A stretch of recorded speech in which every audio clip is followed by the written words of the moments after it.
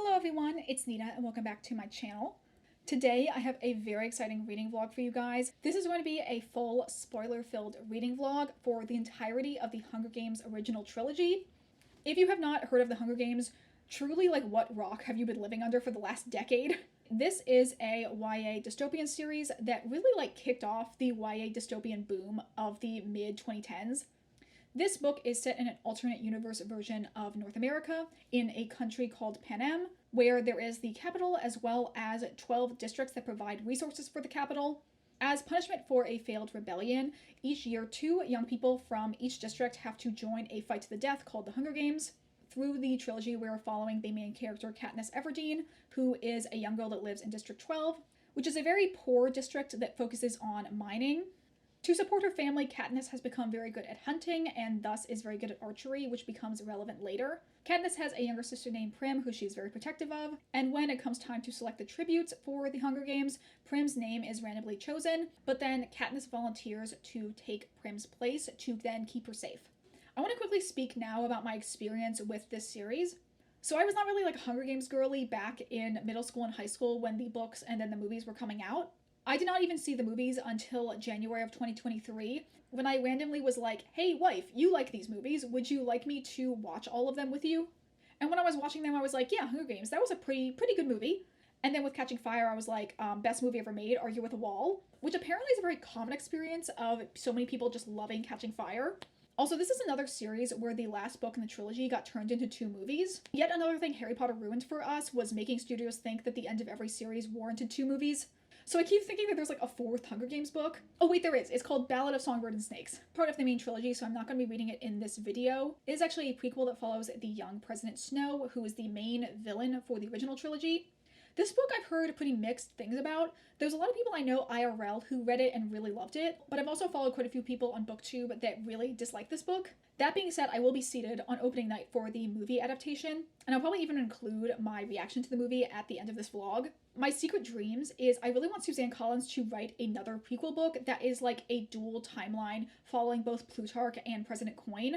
Just because they are leagues more interesting characters than President Snow is. He's definitely a good villain, but since these books are YA, they have to focus on teenagers, and that is definitely not the most interesting period of his life. Anyway, with that long intro out of the way, let me show you each of the books that I'm going to be reading. Obviously, we have the first book in the series, which is The Hunger Games. Then we have Catching Fire. And last but not least, or maybe least, we have Mockingjay. Anyway, with that long intro out of the way, let's get into the reading vlog.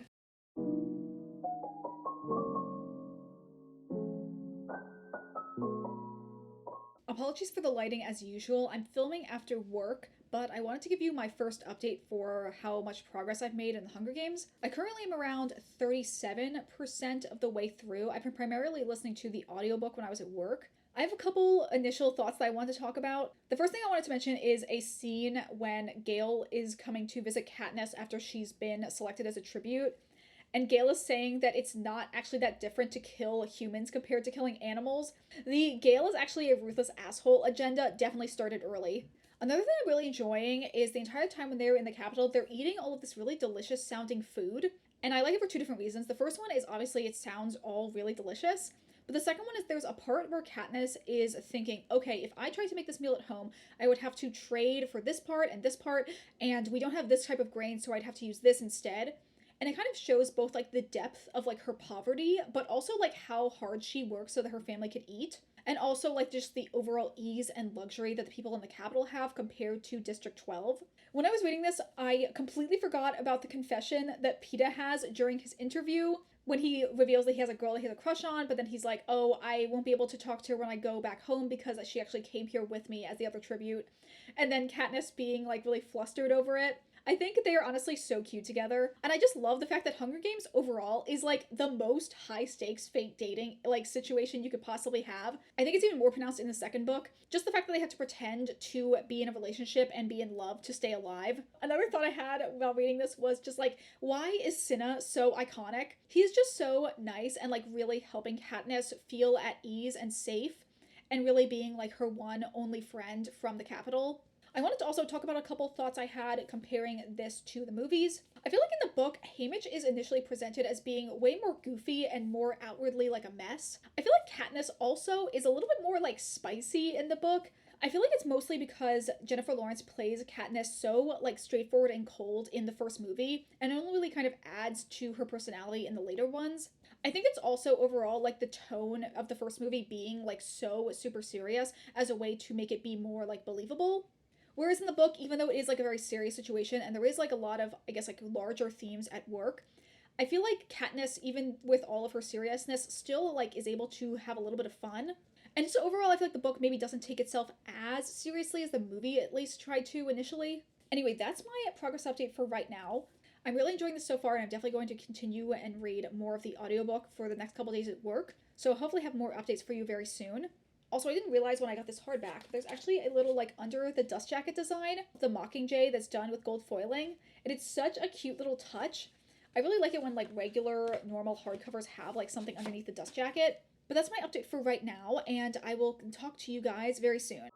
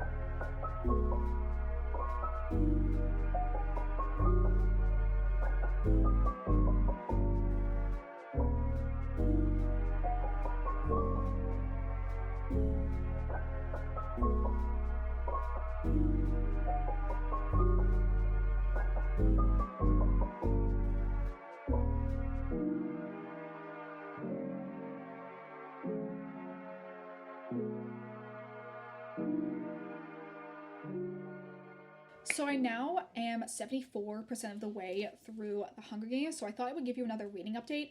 I was going to update you at 50%, but then I just kind of got carried away and read more of the book. The games are now happening, and everything is like so fast paced and really keeps you engaged with the story because it feels like each chapter kind of ends on like a teaser for like what the next challenge Katniss is going to go through is.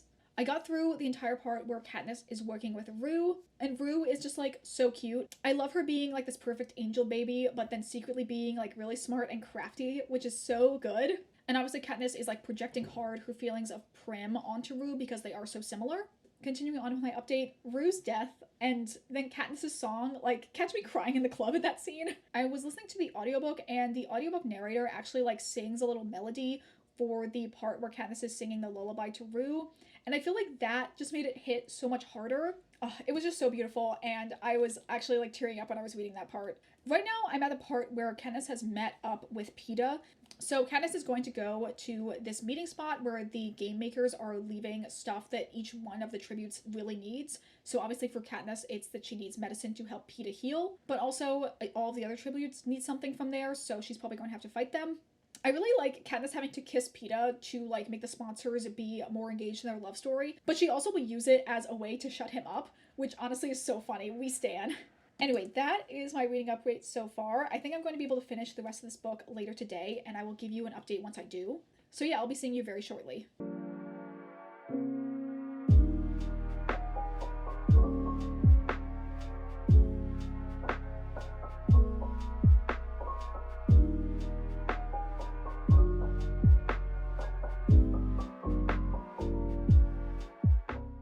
Hi, I'm back. I have now finished the book. I really enjoyed it. I think I'm going to give it 4 stars. I honestly don't have a ton to say about the ending. One question I do have is Seneca Crane a movie-only character? Because at no point in this book was he mentioned, and I'm wondering if he was just put in the movie so that we could have like another perspective and kind of like see and sort of get a feel for how like sinister President Snow is. He's not even like the person that is doing the announcements. Like in the final scene when they're about to eat the berries, it's someone else that calls out for them to stop and not commit suicide. But in the movie version, it's Seneca as the game master. And because of that interaction, President Snow has Seneca killed, and that's kind of like a plot point that comes up in the second book. My wife is like pretty sure he is mentioned later in the series, because of a scene that happens in Catching Fire that she remembers being in the book. But I am wondering because I thought he would be name dropped in this book and he wasn't. This book definitely ends on like a more bittersweet note, which obviously they both were able to win and survive and go back to their districts and their families. But there's two different issues that have come up. One is the fact that they did the like suicide pact, that now President Snow has it out for Katniss as like a potential rebel and it's going to make her life harder because of that. And also the fact that Katniss was basically acting like she had a crush on Peeta in the arena. Peeta has now found out that she was just doing that for the sponsors and not because she actually has any feelings for him. Although it's not really clear because at the same time, it does seem like half of it was because she did have feelings for him. She's just not really sure herself. But Peeta feels more like emotionally manipulated. Katniss thought he was doing it as an act, but it seems like he actually does have a crush on her. But now Peeta feels really like emotionally betrayed and he's going to be a lot more cold to her. Like I said before in my last update, I love like the super high stakes fake dating and the fact that they have this kind of like will they won't they, what is real, what is just for like the camera type situation going on. I feel like the ending was a good way to keep you guessing in terms of like how their relationship's going to progress through the rest of the series. And yeah, I'm really excited to jump into Catching Fire since it is both my favorite movie and I think a lot of people's favorite book in the series as well. Here's also a final look at what my tabs look like. I think I showed you me setting this up earlier on in the video. But yes, 1 book down and 2 more to go. So we'll see you all in a little bit once I make progress on Catching Fire.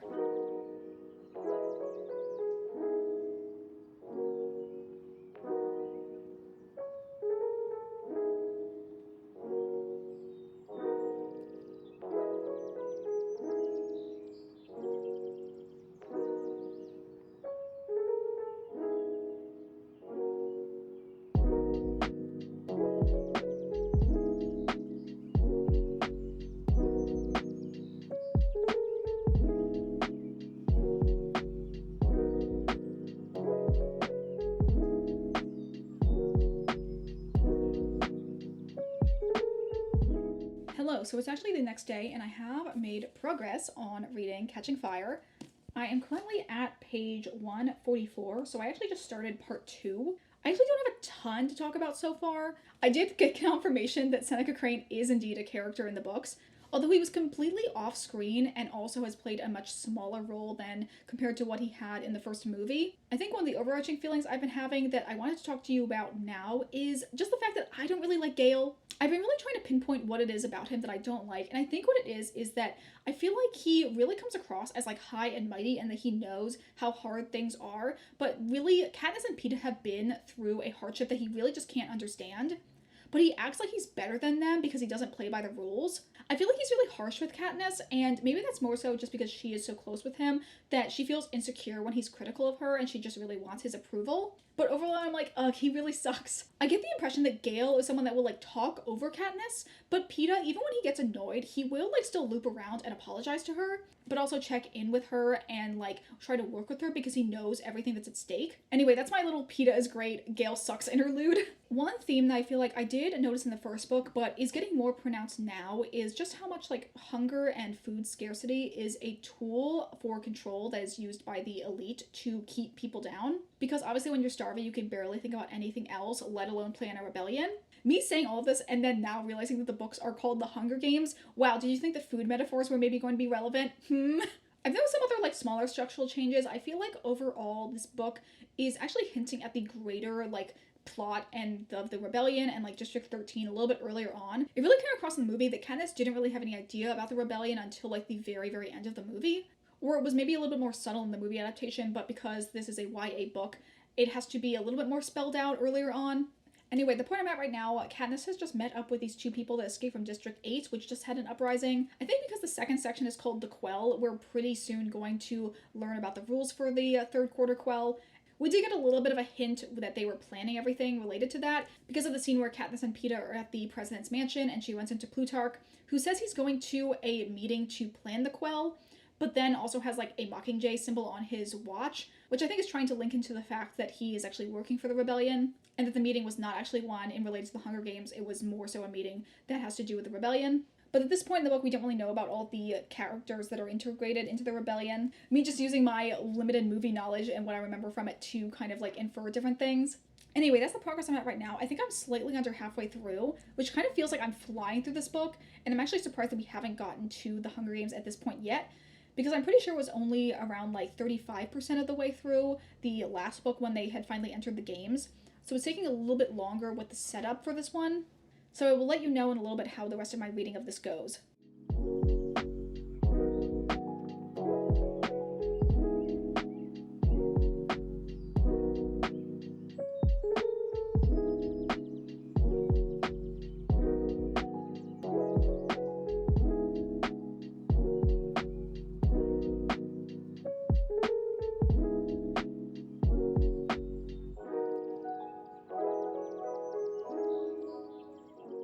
So I wanted to give another update with my progress in Catching Fire.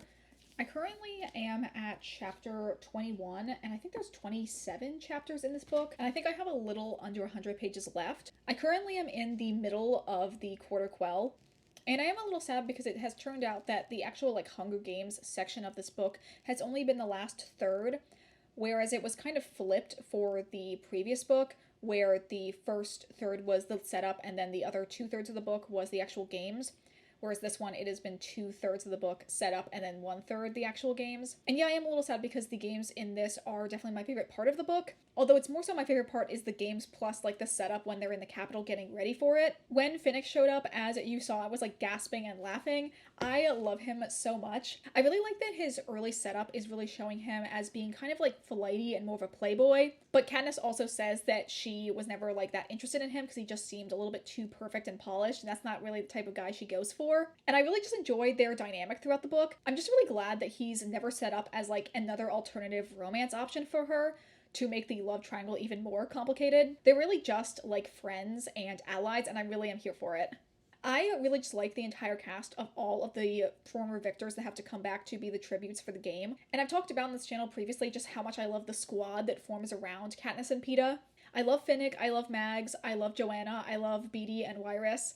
And obviously I do love Katniss and Peeta. I was having so much in this section when they are prepping for the games and doing all of the interviews. I just feel like the bonds and respects that all the tributes have for each other is so good.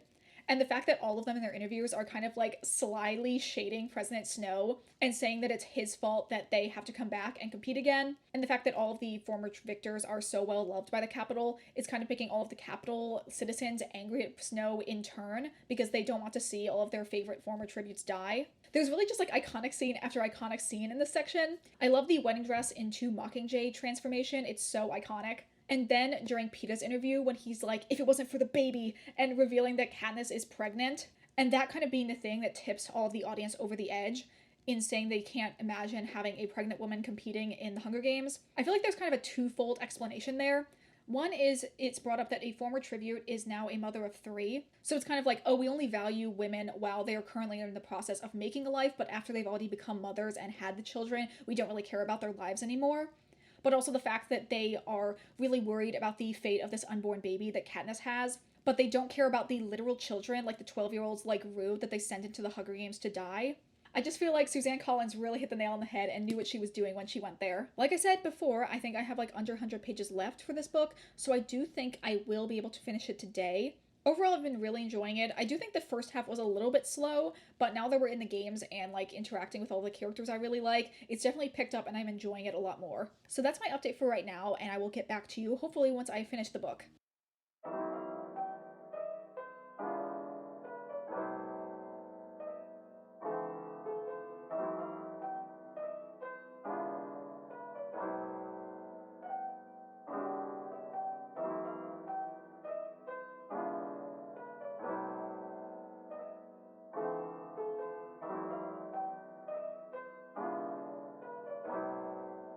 Okay, it's time for another update. So I have now finished Catching Fire. I really forgot how fast the ending of this book is. It's pretty much as soon as they form like the final group that coalesces around Katniss and Peeta, they are like starting to make the final plan for how they are going to defeat the rest of the other tributes. I think it's also from the fact that this particular Hunger Games only takes place over the course of like 3 days. So there's a lot that they really jam pack into that small amount of time. I did want to read one Finnick scene that made me laugh out loud. This is after they have like all the sores on them from the toxic gas. And Katniss says, "Poor Finnick, is this the first time in your life you haven't looked pretty?" And Finnick replies, "It must be. The sensation's completely new. How have you managed it all these years?" Like, the sass on this boy. I really, really love Katniss and Finnick's relationship. I feel like she starts out being incredibly wary of him just from all the things she's heard about him and just assumes that he's being flirty as a way to get under her skin. But then very quickly all of his facade like kind of drops away and she sees the real him underneath that and she's able to kind of bond with him and kind of treat him like a little bit like a older brother. So since I finished Catching Fire, I have been reading a lot of Mockingjay. Again, it's been probably almost a week since I last updated you, so I'm almost at the end of this book, but I want to give you a update of all of my thoughts so far, of which there are quite a lot. I forgot how much happens in this book, so much so that I can kind of understand the reason for them breaking it apart into 2 movies, although at the same time the 2 movies move so slowly, so maybe they could have jam-packed it all into 1 movie and it would have been fine. My first impression was I feel like when I came into reading these book series, I did not think I would be as much of a Katniss and Peeta stan as I am now. But every time Katniss talks about like how much Peeta means to her and how like his survival is the only thing keeping her going, it really hits me right in my heart. I feel like early on we are seeing how much District 13 is just as bad as the Capitol, in very similar and different ways. I feel like their thing is that they are like super frugal and restrictive versus the Capitol being all about excess, but both of them are very underhanded and kind of feel like they are worthy of having control over people's lives, if that makes sense. There have been so many Gale is a menace moments happening in this book. The first one is when Katniss finds out that her prep team has been kept captive in 13 and are like really beaten down. Later on, Gale is talking to her and he says, "Why do you care about them? They are from the Capitol and they were in charge of dressing you up for slaughter." And Katniss is like, "They're human beings who were being beaten down and I'm not going to stand for that." Another Gale moment is when they're filming in District 12 and I think Boggs or someone else says like, "How does it feel that you can use your hunting skills now in the war?" And Gale says, "It's long overdue," or something like that, which just like implies that he's so like ready to be able to enter the war and kill people. And it's like, dude, what the fuck? I actually had a discussion with my wife about this and was kind of explaining that I think the book, definitely at least early on, makes Gale more likable than he is in the movies. Because you see, like, from all of the kind of like flashbacks, just how much history he has with Katniss and like how they originally bonded. And through their history with each other, she was able to kind of like have him as her person and she was able to let her guard down around him. But it really feels like she never had anything romantic with Gale and never saw him as an option for that, because she was really set in her ways of never wanting to get married and have the pressure of having kids, because her greatest fear is that her children will be selected as tributes for the Hunger Games. But I feel like Gale did have that expectation that him and Katniss were going to end up together, which is why he's like super pissy when her and Peeta have to fake date. And I'm just like, my guy, first of all, it's a little too late. You should have told her how you felt. And 2, it's clear that she's dating Peeta to save all of your lives. So maybe give her like a little bit of grace in interacting with her on this. Moving away from talking about Gale, I do have to say that I love all of the Katniss and Finnick scenes. Obviously, I have to talk about Finnick again because he is my boy. I just really love all the scenes of them hanging out, and then when Katniss is angry at Gale, she takes Finnick as his replacement to go hunting. And then in her discussing with him how he feels for Annie is similar to how she feels with Peeta, he can kind of understand what she's going through and what it's like to be like on the tipping point of breaking apart. And again, I feel like Gale just can't really comprehend what is going on with Katniss because he was never in the games. He has experienced hardship as a result of the Capitol, but never in such a like direct, pointed way that the victors have. So even though Finnick has only known Katniss for like 2 months at this point, he really can understand her on a deeper level that Gale just can't comprehend. Anyway, as you can see, I am quite far a ways into this book. I think I have like around 100 pages left, so my plan is to finish this later today. I am a little bit nervous because we were about to go into probably one of my least favorite scenes. Definitely the part in the movie that was the scariest and also the saddest for me personally. So I'm a little bit dreading reading that section of the book, but I will have to power through it because I obviously want to get to the end. But yeah, that is my update so far, and I will check back in with you later. Okay, we're gonna do a little bit of a movie review talking about our experience seeing Ballad of Songbirds and Snakes. Do you want to give your thoughts for the Hunger Games movie? What did you like about the Hunger Games movie? I really liked it. I thought at the beginning it was a little corny, but it really kind of paid off and everything came really full circle, and like the tone was very consistent and it really committed to the bit. I guess that's what I was worried about when like Lucy Gray was first singing at the reaping. I was like, oh, cringe. But yeah, you were saying I don't know. We already talked about this before, but you said that like the trailer like didn't make her seem very likable, but she was like great in the movie. Yeah, the trailer made her seem really like austere and like boring, but that's the opposite of what she was like. So yeah, she was way more likable in the movie. The movie was long, but it didn't really drag. I was just surprised to see that there was a whole third act about to start, but I didn't know. I haven't read the book, so it was all new to me, but it was really interesting. Yeah, I kind of feel like even though it was long, and at one point I was like, whoa, it's kind of really long, it never really, like, if there was nothing in it that I would have taken out at the same time, I feel like all of it, like, made sense for the ending. I'm also really glad they got the director who did Catching Fire and both Mockingjay movies, so it felt very consistent with the rest of the series. Like, the cast was really good. I'm glad Donald Sutherland got to say one line. I love him.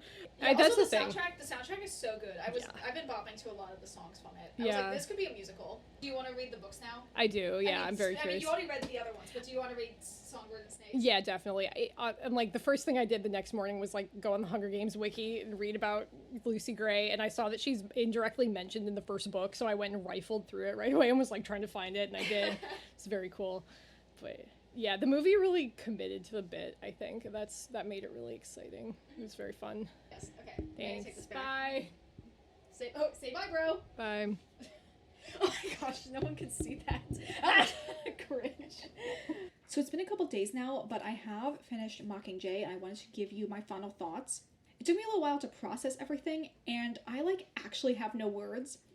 The ending of this was just so rough and visceral, and legit, I was crying. Not slightly crying, full on sobbing at the ending. I feel like there were really no punches that were pulled. Everything that happens in the Capitol when all of the traps are going off and people are getting killed left and right was so visceral and aggressive. And yes, people have been dying throughout this entire series, but it truly was you could not catch your breath. It was so fast paced. I feel like this book is really the appropriate end to a story that at its heart was about suffering and war, and it doesn't sugarcoat how damaged Katniss is in the end by everything that's happened to her. I feel like the point that really pulled me over the edge was when she goes back to her old house and Prim's cat is there, and she starts yelling at it to get out because Prim is never coming back. And she ends up collapsing from grief, but then when she wakes up, the cat is there watching over her. And I just feel like her and Peeta's ending was so beautiful. Again, I just love how much he really balances her out, and he's that comforting force that she really needs for her to eventually move on. I want to now give my kind of overall thoughts on the series. I feel like the series really holds up, and honestly might even be better now in 2023 than it was when it first started coming out in 2008. I feel like there's so many relevant themes that get explored both in a direct way and also more subtly, and they also get explored in new and interesting ways throughout the entirety of the series, which kind of builds to an experience that has a lot of payoff but also doesn't feel forced or fake. I feel like my experience reading the books also made me like Katniss a lot more as a main character. I feel like her movie adaptation was fine and I did like it, but being in her head in the books and seeing how much she grows and reacts to all that's happened to her was so amazing to watch. Since I had such a fun time reading this series and I really enjoyed the movie adaptation of Ballad of Songbirds and Snakes, I'm definitely going to be reading that book in the future. And just overall, I had such a fun time reading these books. I think for my final ratings for the books, I'm going to give both Hunger Games and Catching Fire 4 stars, and I'm actually going to give Mockingjay 5 stars. Definitely not what I thought my ending ratings for these books would land, but overall I just really enjoyed the series, and if you're a fan of the movies, I would definitely go back and read the original source material. Anyway, that is going to be it for this video. As always, thank you guys so much for watching. If you enjoyed this video, consider either liking it, leaving a comment, or subscribing to my channel if you aren't already. Any sort of interaction you're able to provide is really helpful for a small channel like mine, and I am so grateful for all of the support I've gotten on my channel so far. But that is going to be it for me today. I hope you all have a wonderful day, and I will see you all in the next video. Bye!